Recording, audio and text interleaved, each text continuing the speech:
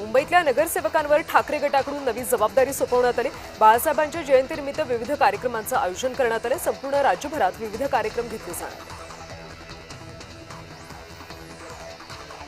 Drugs विरोधात मोठी कारवाई करणारे चांगले काम करणाऱ्या पोलिसांना पुरस्कृत करणार अशी माहिती मुख्यमंत्री देवेंद्र फडणवीस यांनी दिली।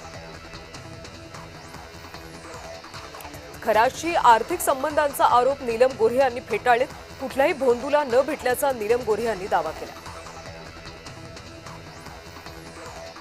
रुपाली चाकणकरांवर कारवाई करून काही होणार नाही, इतर दोषींवर सुद्धा कारवाई करा असं वक्तव्य विजय वडेट्टीवार यांनी केलं।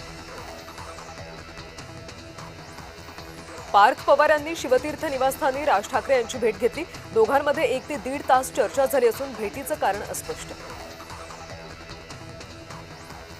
मुख्यमंत्री देवेंद्र फडणवीसांकडून पोलिसांचं अभिनंदन करण्यात आलं। महाराष्ट्रामध्ये नक्षलवाद संपुष्टात आणला, C60 कमांडोंना मेडल देणार असं वक्तव्य मुख्यमंत्री फडणवीसांनी केलं।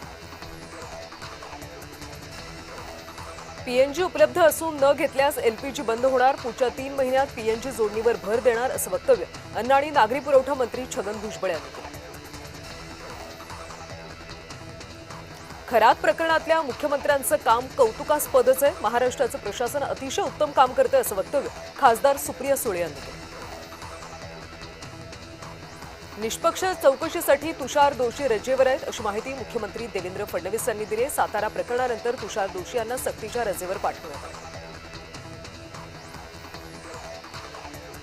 अशोक खरात प्रकरणात माजी मंत्री सुबोध सावजी यांनी राष्ट्रपती द्रौपदी मुर्मू यांना पत्र लिहिले। भोंदूबाबा अशोक खरात हा स्वतः आत्महत्या करू शकतो किंवा त्याची हत्या केली जाईल अशी शंका त्यांनी उपस्थित केली।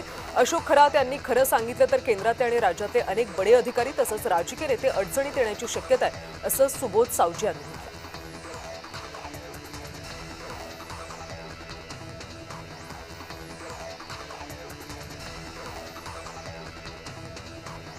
अमरावती जिल्हाधिकारी कार्यालयासमोर युवक काँग्रेसनं आंदोलन केलं। थकीत अनुदान आदिवासी विद्यार्थ्यांच्या खात्यात तात्काळ जमा करावे अशी मागणी यावेळी करण्यात आली।